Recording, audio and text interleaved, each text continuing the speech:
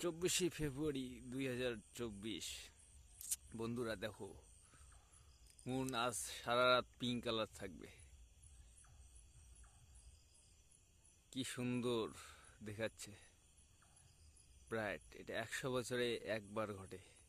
যারা ভাগ্যবান আছো আজকের তারিখে দেখো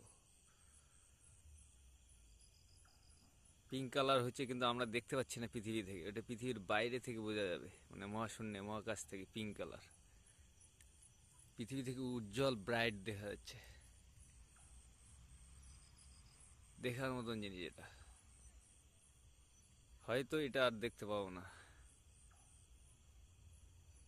আমার ক্যামেরাটা ভালো না, তবু ধারণ করতেছি বন্ধুগণ, সবারই জন্য।